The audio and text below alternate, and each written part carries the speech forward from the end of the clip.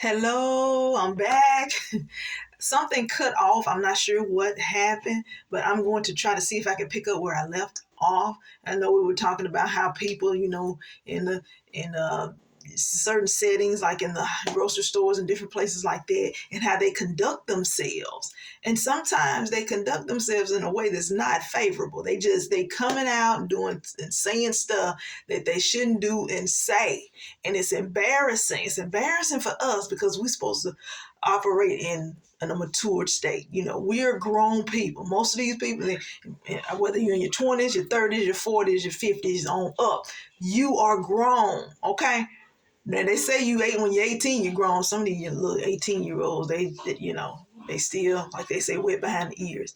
But you're grown. You're considered grown.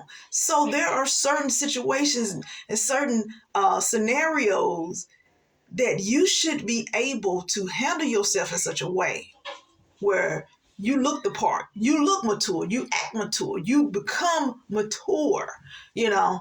And just because you can do certain things doesn't mean you should, because that may not be the right way to do things. That just might not be the answer. Just because you can do it, just because you can say it, doesn't mean that you should do or say it. Okay, we have to be the example. My question is, are you willing to be the example for someone? Your brother may be having a little struggle with that area. Your sister over here may be having a little struggle.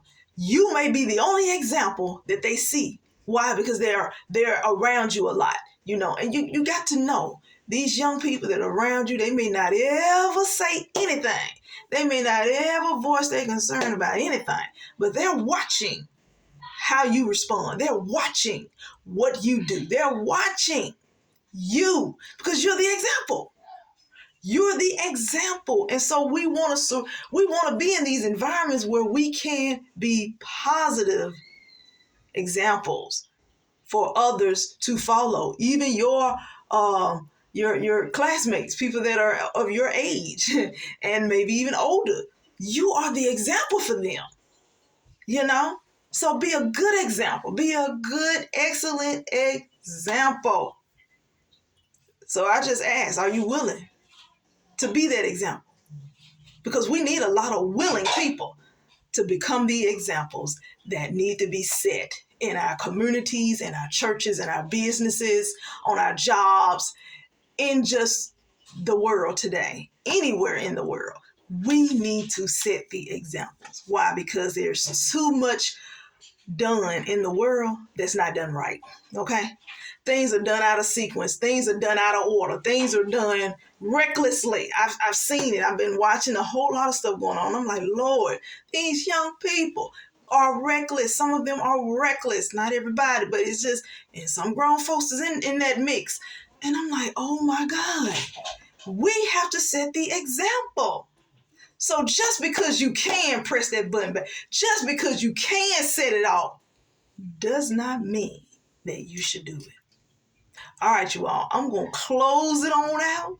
This is the part 2 version. I pray that you have been inspired and encouraged by this message. I pray that it has really revealed where you are in the scheme of things. I know that I have, because anytime I have a topic, it kind of hits me first. Of course it does, because I'm dealing with it, or I'm in it currently, or I've come out of it. Either one of those scenarios. But I'm just praying that, God will begin to minister to you and encourage you to walk in that way.